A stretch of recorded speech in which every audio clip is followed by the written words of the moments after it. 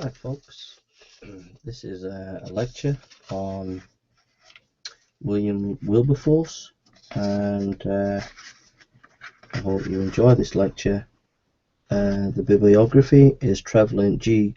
M. Trevelyan, History of England, page 599, Life of Wilberforce, Volume 1, Thomas Chalmers, Miss Oliphant, page 43, and D.C. Somerville, Short History of Our Religion. That's just some of the references in this lecture. Boswell, the famous biographer of Johnson, attended that unforgettable meeting. He wrote, I saw, he said, what seemed to me a mere shrimp mount on the table, but as I listened he grew and grew until the shrimp became a whale. Impressed with the speech and liking the man, the Yorkshire elite decided they wanted Wilberforce to represent them. This Yorkshire seat had political clout, so when in 1784 he was elected he held some power. Also, having a large fortune and being a close friend of Pitt, a whole new world opened up to him. Invitations to balls ensued and clubs coveted his membership. Famous hostesses adored him. Even the Prince of Wales gave him public compliments. Indeed, everyone loved his wit and charm. His looks did not go amiss either. What days they were in the 1780s. Things were to change drastically. At 26, he went on a trip to the continent with members of his family and a close friend, Isaac Milner. The party settled down in a nice and picturesque villa. Soon the two young men made their way back home, leaving the rest behind. To pass the time away while travelling, they read Doddridge's Rise and Progress of Religion in the Soul by a nonconformist divine was written to be an eloquent plea for sinners to come to Christ. Wilberforce became absorbed in what the writer had to say. After the parliamentary session, the friends went on their travels again, meeting the original party in Genoa and going on later to the Bernese Alps. Once again on their way home, the young men began to read, this time the New Testament in Greek. Before arriving back home, Wilberforce had become a Christian. It marked a revolutionary change in the man, both in his lifestyle and attitude to his fellow men. His conversion, in a sense, not only changed him, but history also. He writes about what made him become a Christian. Quote, the deep guilt and black ingratitude of my past life forced itself upon me in the strongest closure, and I condemned myself for having wasted my precious time and talents. It was not so much the fear of punishment as such was the effect which this thought produced, that for months I was in a state of the deepest depression from strong conviction of my guilt. He continues, what infinite love that Christ should die for me. For a short while he retired from public life to think through his faith. John Newton became his close friend. He often consulted the famous revivalist pastor. One question which Wilberforce put to his confidant was, should I stay in politics? Newton nodded affirmation.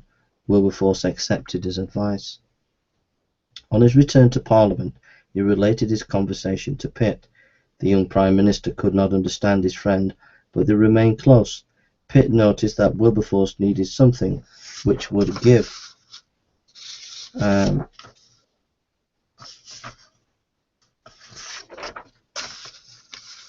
after the parliamentary session. The friends went on their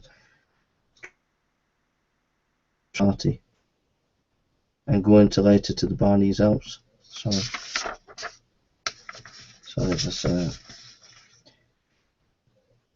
Pitt noticed that Wilberforce needed something which would give him a purpose, an overall goal where his whole skills would be awakened. He suggested the slave trade question. Wilberforce consented, but told Pitt he would not be a party man. Also, he needed a policy which would not impede his constituency work. The slave trade and the horror of its evil had been brought into the public eye and had a long history.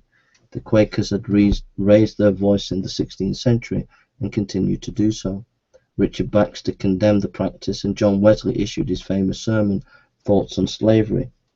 Last in the line, who really caused a storm, was Grenville Sharp, when he defended the black man's right to freedom in the courts. Thomas Clarkson began the subject. It was obvious that what was needed was someone to champion the cause in Parliament, and after much prayer and thought Wilberforce commenced his task. There was no political opportunism in his decision, only a desire to do his duty and show practical love to his fellow men. In the spring of 1787 he brought the matter to the House, and he made his first speech on the subject on May 12, 1789. It was on these lines: "Now, undoubtedly, it is our great duty as Christians to love each other and as brethren, and to endeavour whenever we can to try and dry the tear and ease the pangs of our common nature. But I do protest to you that my grand arrangement of this most detestable and guilty practice, the slave trade, is because it is chargeable with holding in bondage in darkness and blood 1/3 of our because it erects barriers along more than 3,000 miles of the shores of that vast continent, which shuts out light and truth and humanity and kindness." The more Wilberforce petitioned in his epic quest for abolition, the more he had enemies. Commerce was not happy, as they would lose vast revenues, and politicians were full of prejudice. One even stated the slaves liked travelling, so why stop their enjoyment? Others thought it sheer foolishness, maintaining that the Negroes were happy as they were. He seemed to get no further, and his voice became drowned by a waterfall of more important issues. The French Revolution came to the fore, and public opinion reasoned that if slaves were let loose in the colonies and at home, absolute chaos would ensue. The slaves would revolt, and the opposition brought in delaying tactics. Reports were commissioned, and more debates and resolutions, but no concrete action. Then at last, when victory appeared, his supporters lost the vote, because some of them missed the ballot while attending the theatre. To top it all, his friend Pitt began to lose interest in the whole affair. For 17 long years he campaigned in Parliament, and his labours bore no fruit. Over these years the nation grew to admire his integrity. He never became bitter against his enemies, but kept his sweet character. Throughout all these years in the political wilderness, Wilberforce had a dual career: his Christian work. In 1797 he wrote a book called Real Christianity. Its message was that only individuals being converted to Christ would bring hope to society. This spoke to the hearts of many, and even Chalmers, a great intellectual of the day, became a Christian throughout reading it. In 1804, Wilberforce became involved with the British and Foreign Bible Society, and was to remain a guide and help to them through the rest of his life. Friend help, and Bibles were distributed at home and abroad. He gathered many influential friends around him at Clapham, among them Lord Taymouth, Grenville Sharp, Henry Thornton, Sir Thomas Fowell, Buxton, and the famous historian Macaulay. These men gave them their support, and advising him behind the scene in Parliament, and encouraged him to take a wider leadership role among evangelicals in England. Apart from being a popular speaker at Bible conferences, he did much philanthropic work. Regular contributions to Wesley's widow and Hannah More's schools were made in abundance. His fame as a generous giver spread to the streets, hence countless hard cases knocked upon his door. All received help. When national crises came, he gave liberally. Public opinion perceived that he was not a self-seeker, had political further, and independence of will went far in giving the public assurance of his sincerity, especially when at times he opposed his friend Pitt. So it was with the public opinion in his favour, and his colleagues won over, that in 1807, on the 23rd of February, late at night, the House voted 283 to 16 in favour of abolishing the slave trade in the British Empire. Victory at last, after 17 years of pounding against the iron, prejudiced skull of Parliament, hope for the black people. History had been made, and from throughout the world tributes came flooding in, offering congratulations at the momentous achievement. Soon after he began to lobby for the emancipation of slaves, but retired, leaving the job to Buxton, his trusted friend. Before Wilberforce died, he heard the good news that Buxton had brought Parliament to vote for the emancipation of slaves. He died a happy man in 18. The achievement was great. Although he was criticised by contemporaries and some modern historians, Hazlitt said Wilberforce was more a man of money who wanted the glory but never really risked much in his life for the slaves. End of quote. D.C. Somerville wrote, a stupid man with a very defective religion. End of quote.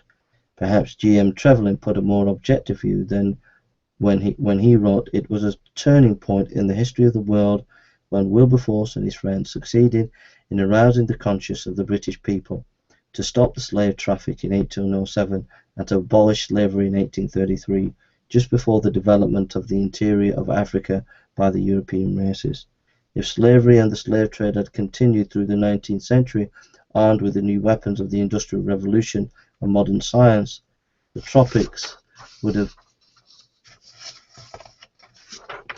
become a vast slave farm for white exploitation, and the European were degraded by the disease of slave civilization, of which the Roman Empire had died. A Christian in politics can achieve much. A man such as Wilberforce, eloquent, gentle, intelligent, kind, sincere, equipped with a burning faith to help him to go on against all odds. He set a standard for future generations of politicians, and above all he acted not in his own strength, but in the strength of his God. Let us remember Wilberforce and the great achievements that he did for all humanity. This was an article that I wrote for a magazine, but I've put it in lecture form, and I hope that you will find it a blessing, and may God bless you. Thank you for listening.